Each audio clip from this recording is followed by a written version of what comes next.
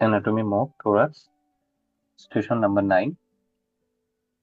Dr. Asmas, you can take this station, and I'm starting the time now. So, identify the ascending aorta.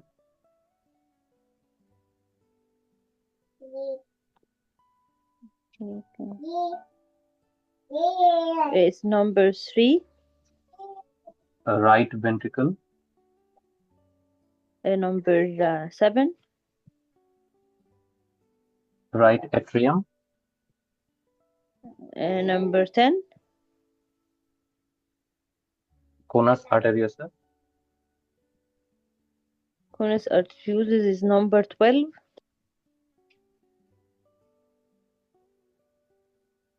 And pulmonary trunk is Pulmonary trunk. number 9. Mention the branches of ascending aorta. The ascending aorta gives the right and left coronaries. Mention the branches and vertical level of pulmonary trunk. The branches and the pulmonary trunk gives the right pulmonary and left pulmonary. And the vertebral level is the C6, I guess.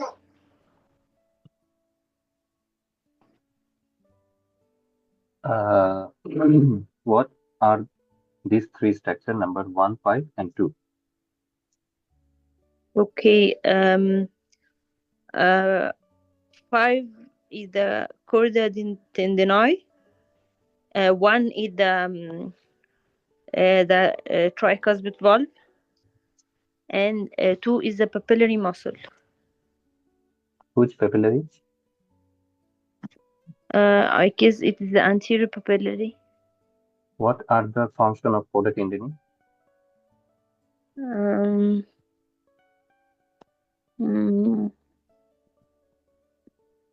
I don't remember actually. Mention the structures passed in the lung hilum with number of each.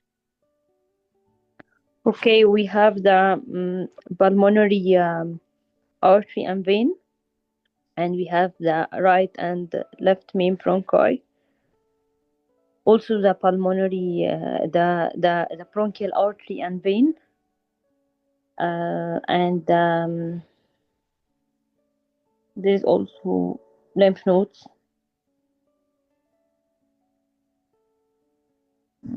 That's it. Okay, what are the bony attachment of the diaphragm?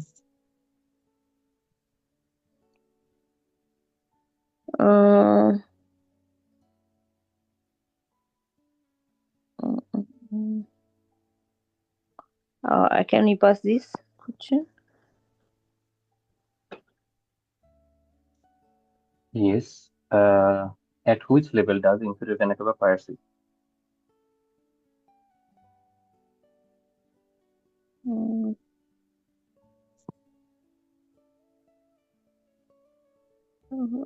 I didn't study this part.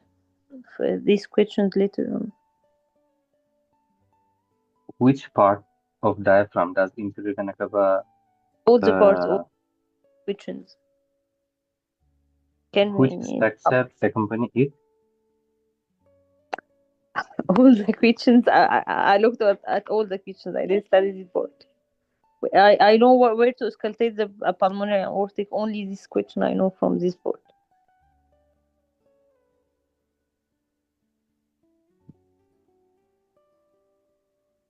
Okay. Which structure accompany? You want to skip all of this?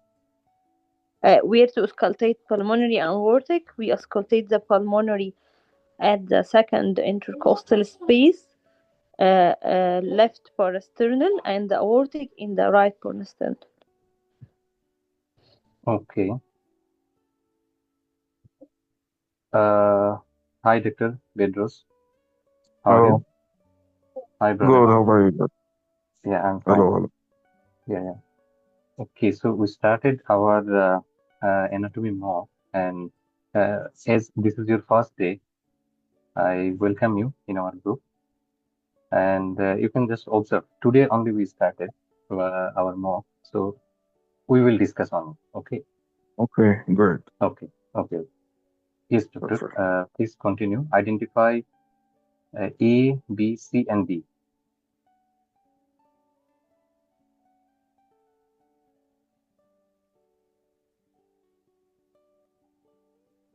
You want to escape this one, doctor? Are you asking me? You are No, talking no. to me Yes, yes, or you.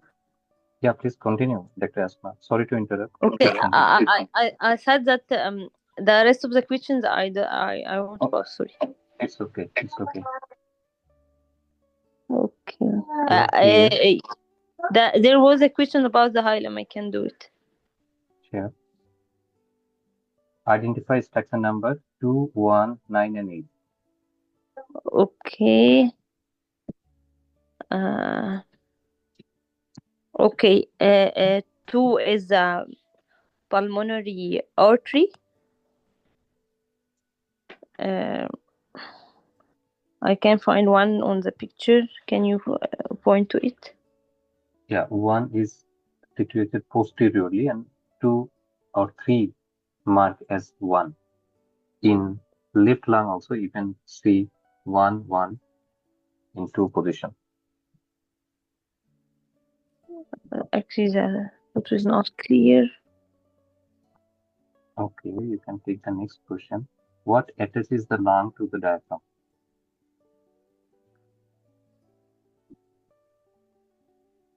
Okay, I see the photo now. It wasn't clear.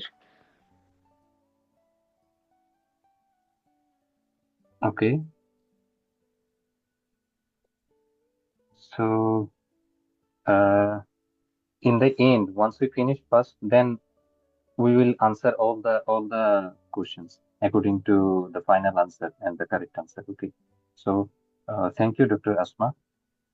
As we are Okay. recording, in the end of the session, you can get to know, and there was little some mistake. I will identify those in the end. Now, Dr. Isra, you can take this station. I I guess it's better to correct each Do station. now. Okay. Yes. Okay. Okay. Then I will. You can ask me the question. I will start answering. Okay. Okay. Yeah. Identify the ascending aorta. Ascending aorta number 3. Okay, right ventricle. Right ventricle is dissected here. There is no right ventricle. Not number 7. No. Okay. Right atrium. Right atrium number 10. Okay. And the conus arteriosus. Number 7. Uh, Pulmonary trunk. Number 9. Okay.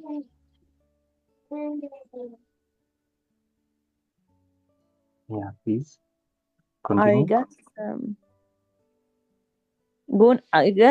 conus arteriosus is number 7. You said 7. Okay. Okay. 7 is conus arteriosus is 7. Okay. Um, Mention the branches of ascending aorta. Ascending aorta has right and left pulmonary arteries. Okay. Mention the branches of vertebral and vertebral level of pulmonary trunk. Pulmonary trunk has right and left pulmonary arteries, and its vertebral level is thoracic 4 and thoracic 5. Again, please, I can hear you. Thoracic 4 and thoracic 5. Okay. What are these structures? Number 1, 5, and 2. Okay, number 1 is anterior cusp of the tricuspid valve. Number 5 is chorda tendineae. Number 2 is anterior papillary muscle. Okay. Um. And what I mentioned the structures. What are the functions of chorda tendineae? Chorda tendineae prevents the prolapse of the valve during ventricular contraction. I can hear you well. Chordatineae prevent the prolapse of the valve leaflets during ventricular contraction. Okay. What manages the structure pause in the lung hilum with number of each? In the lung hilum, we have one pulmonary artery, two pulmonary veins. In between this artery and vein, they remains in the most anteriorly, and in the most posteriorly, there will be a principal bronchus, and in between there will be the bronchial vein and artery, lymph node, and autonomic nerves. Autonomic nerves. Okay. What are the bony attachments of the diaphragm? Anteriorly, it is with the xiphoid process of the sternum and lower six costal cartilage, and posteriorly, it is attached with the body of the number 1, 2, 3 vertebra and 12 ribs. Okay. Which level does the vena cava pierce it? It fires at thoracic 8 level. Okay. Which part of the diaphragm does vena cava? Is it vena cava pierce? Which part of Central the... tendon. Central tendon. Okay. Which structure accompany it? Right phrenic nerve. Okay. Where to auscultate for pulmonary and aortic valves? Pulmonary valve in second interstitial space, left parasternal area, and aortic valve in second intercostal space, right parasternal area or edge. Okay, identify 4, 5, and 6. Number 4, it is pulmonary trunk. 5 are ascending aorta, and number 6 is superior vena cava. Okay, A, B, C, and D. Number A is brachycephalic trunk. Number B, left A common is what? carotid. Sorry? A is brachycephalic trunk. B is left common carotid artery. C is left subclavian artery. And D is arch of aorta. Okay. Identify number 2, 1, 2, number 2. 2 is present in both right and left. So these are the branches of the pulmonary artery. Number 1, these are the branches of the principal bronchus in right and left, both lung. And number 9 is branches of the pulmonary vein in the right lung. And number 8 is inguinal pulmonary ligament in the left lung. Okay. Uh, there was another question, I guess. Or Yeah. This is what attaches the... We answered that. Origin of pulmonary ligament. ordinal pulmonary ligament, pulmonary fold. And what attaches the lung to the diaphragm? This is pulmonary ligament. Okay.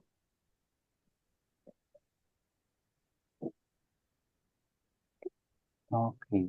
Then this session, who want to take? Dr. Esra, you can take this discussion. Okay. Okay. So show me the right atrium and left ventricle.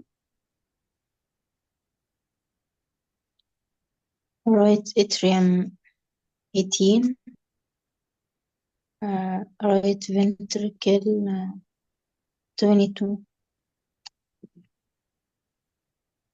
Right atrium 18 and left ventricle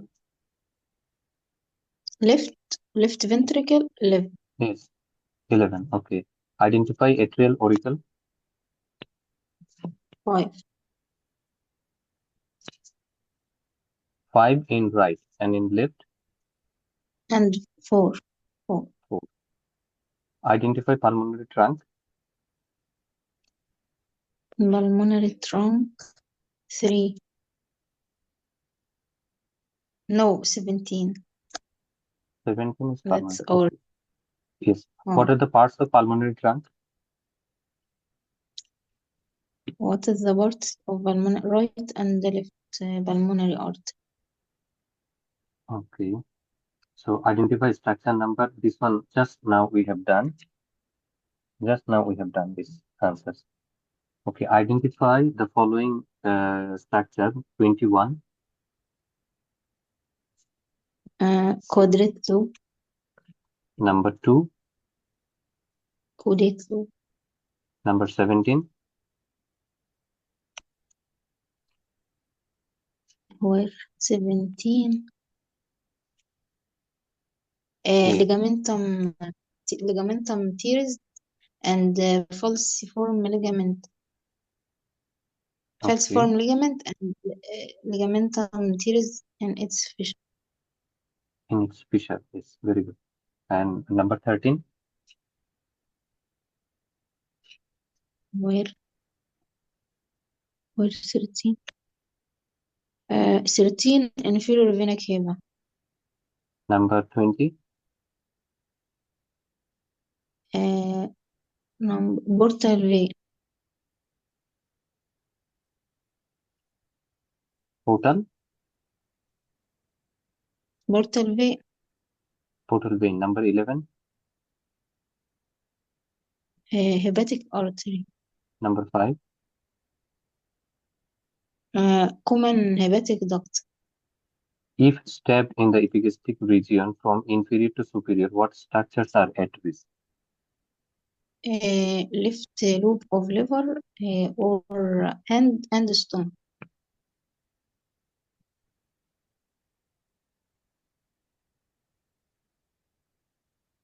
Okay.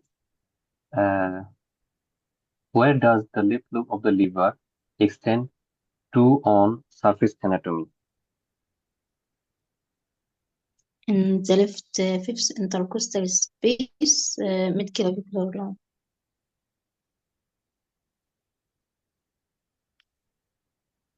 What are the boundaries of quadrate and caudate lobe? Quadrate lobe on the right, gallbladder. On the left, a fissure of ligamentum teres. Inferiorly, free margin of the liver. Superiorly, porta hepatis. Caudate lobe. Caudate lobe on the right, inferior vena cava. On the left, fissure for ligamentum venosus. And inferiorly, porta hepatis. Okay. What structures separate right and left lobe of the liver?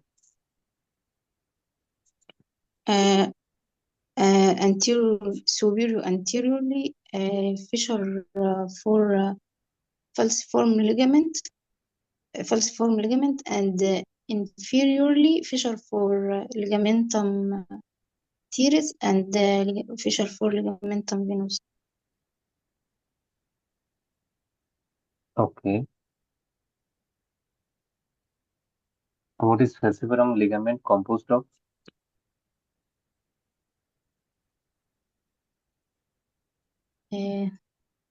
Peritoneal fold, and then Okay. So identify falciparum ligament. identify falciform ligament. 2. What does it connect to? To diaphragm.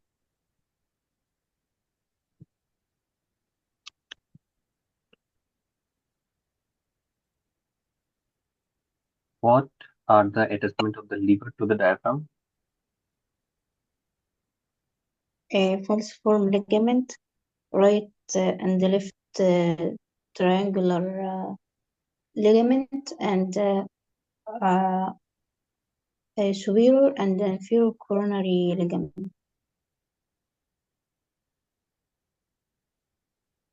Okay. Okay, good. You answered almost everything correctly. All the answer was correct. I want to ask something. Yes.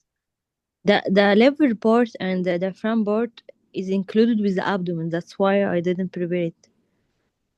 Yeah, it's okay, doctor. It was in Salah's this PDF file.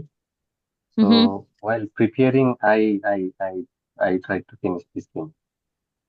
You what? It was in the PDF file. That's why I know these topics are not included in thorax. In thorax, But, yes. uh, It goes mhm. with the abdomen. Abdomen. Yes, yes. Yes. Okay. Why we are doing it now? Because it is, I studied everything from Salah's note, and in Salah's file. This is actually old file. He it was in the same file. So while preparing, I studied from here. You mean the mock video or what file? No, not mock file. It was in the lecture file. Okay, they put it with the thorax. You mean? It was there. It is old, but in new website, it is not there. Okay. No, no Okay. worries. We will get this thing in abdomen. So now, this Okay, we station, did can you repeat them in prepare? abdomen. No problem. Yeah. Did Okay. you prepare this one? Mm, If no, then no problem. I can take this one, and you can take the next one. Next one is purely it is thorax. This one. okay. Okay. This one is purely thorax. So this Okay. one I can try to take. Yeah, well done, Dr. Esther. You answered everything correctly. Only one Okay. answer. Calciferum ligament. What does it attach? Calciferum ligament attach liver with diaphragm. Also, calciferum ligament attach liver with anterior abdominal wall. Okay, Okay. Diaphragm and the anterior abdominal wall. wall. Yes. Superiorly, it attach diaphragm, and anteriorly it attach anterior abdominal wall. Okay. That is why it is an anatomical landmark between right and left lobe of the liver. Anatomically, it divides Mm. the liver anteriorly, superior anteriorly, and right and left. Okay. Can ask anyone this question? I will answer rapidly. We have 8 minutes. In 8 minutes, we'll finish.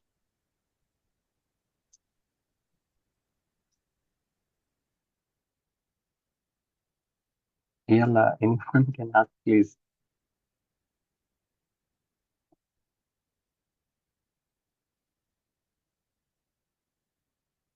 Hello. Yes. Yeah. What's the Doctor, can you just structure of the red herring? the red arrow? It is esophagus. What's its epithelial lining? Epithelium is non-keratinized, stratified squamous epithelium. Blood supply. Upper one third, it is supplied by inferior thyroid artery, which is a branch of thoracocervical branch. Middle one third, it is by uh, esophageal branch of descending thoracic aorta, and lower one third by left gastric, which is a branch of celiac trunk. Venous drainage, upper one third, upper one third, it drain into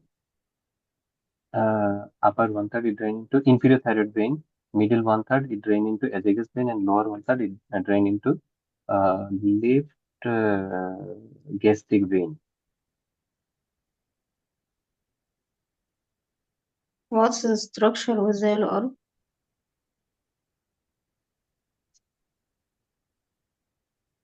Question 2. What is the anastomosis around its lower third? There is a protosystemic anastomosis in between left gastric and azygos. Here, left gastric is portal and azygos is systemic. Between which vessel you done? What's Left, the pathology could occur here? okay, okay. Pathology, there could be esophageal varices in case of portal hypertension. What's the structure with the yellow arrow? Yellow arrow, this is the bifurcation of the trachea called carina. What's its vertebral level? It is thoracic 4 and 5. Which nerve passes to the right side of trachea in the thorax? Right vagus nerve. Identify brachiocephalic artery. Brachiocephalic artery in the right brachiocephalic artery, it is the number 4. Carotid artery. Carotid artery in the right side, it is number 19, and the left, it is 14. Subclavian artery. In the right side, 21, left side, it is not visible. Okay. Vagus nerve. Right side, 22, left side, 15.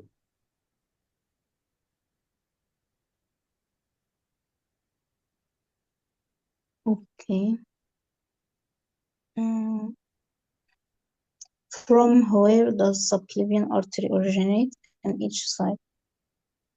In right side, it originates from brachycephalic trunk. In left side, it originates from arch of aorta. Which part of brachial plexus crosses the first rib posterior to subclavian artery? Lower trunk of brachial plexus. What's subclavian steal syndrome? If there is occlusion in the if there is proximal occlusion in the subclavian artery before the first branch of before the vertebral artery, there will be retrograde flow of blood to the contralateral side. As a result, there will be ischemic manifestation in the brain stem. So patient will have this ischemic manifestation, especially during overhead activity. Okay. What's thoracic outlet syndrome? It is it is due to compression of the neurovascular bundle, especially brachial plexus and subclavian artery in between scalenus anterior and scalenus medius muscle. As a result, there will be neurovascular symptoms of in the upper limb. Okay. How does bronchial carcinoma cause hoarseness of voice? If the carcinoma or the tumor directly invade the vocal cord, or if it invade the recurrent laryngeal nerve. Identify recurrent laryngeal nerve.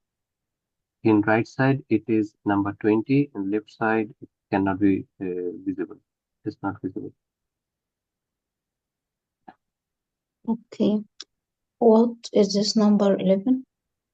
Number 11 is isthmus of thyroid gland. What's its arterial supply?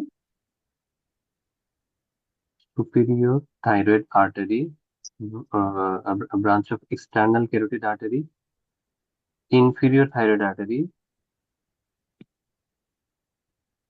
Inferior thyroid artery, a branch of thyrocervical trunk, which is the first part of the subclavian artery. And in 10% population, there is thyroid ema artery, which originates mostly from brachycephalic trunk or from arch of the aorta. Venous drainage. Superior thyroid vein and middle thyroid vein drain into internal jugular vein, and inferior thyroid vein drain into left brachycephalic trunk. Sorry, left brachycephalic vein.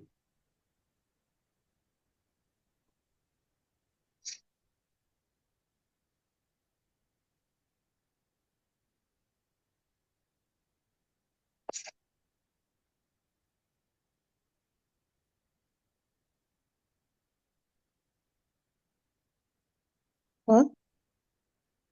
What did you say? Yeah, remaining two questions are there.